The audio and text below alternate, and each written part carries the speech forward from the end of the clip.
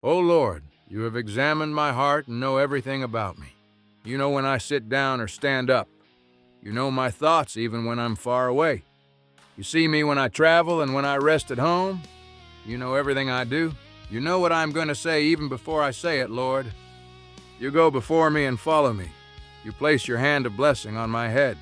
Such knowledge is too wonderful for me, too great for me to understand. I can never escape from your spirit.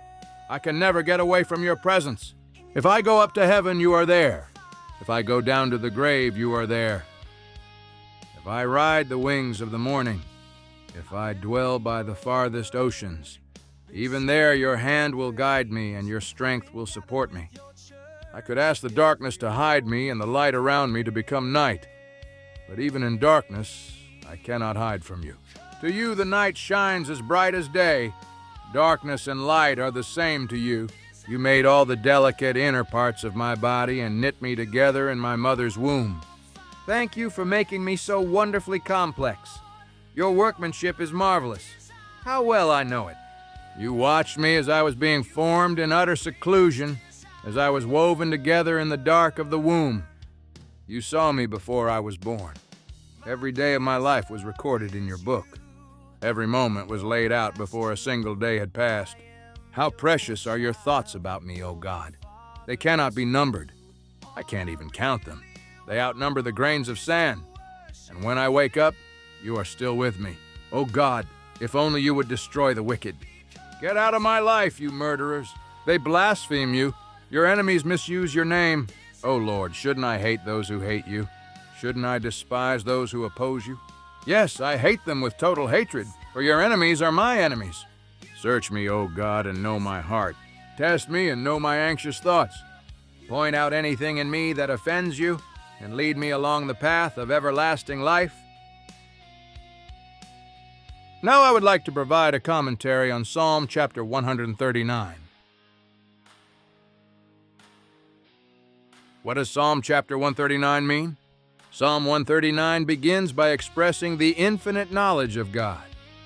This attribute is also referred to as omniscience. This extends to everything a person does, thinks, and says, even before those actions occur.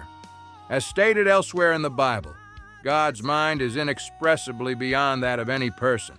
Isaiah 55:8-9. This is both a source of comfort for those who honor God and a dire warning to those who defy Him. Psalm 139, 1-6. David then declares God's omnipresence, His existence and influence in all places and at all times. To describe this, David describes various far-off or remote locations. In any of these, no matter what a person does, they cannot escape God. Those who try to run from God, as Jonah did, Jonah 1:1-4, will find it an impossible task. In David's case, this is reassuring knowledge. He is confident that God will be with him, no matter where he goes or where life leads. Psalm 139:7-12. Next, the psalm celebrates God's incredible power and creativity, His omnipotence. David specifically focuses on the intricate design of the human body.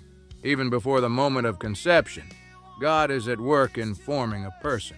In the womb, each person is already an image bearer of God and an example of His masterful creative work.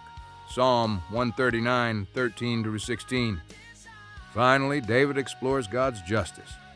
While David trusts God and celebrates His blessings, he is also affected by the sins of those who hate God. David sees God's enemies as His enemies. As such, David prays for God to destroy those who are evil. David neither takes this responsibility on himself nor asks for it. Rather, he pleads with God to deal with the wicked.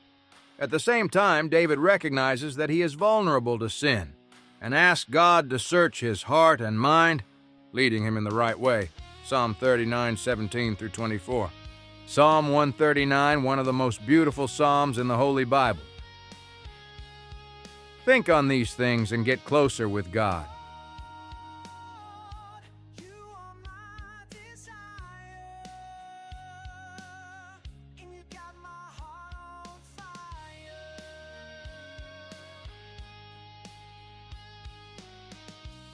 I've been reading your singing your praise.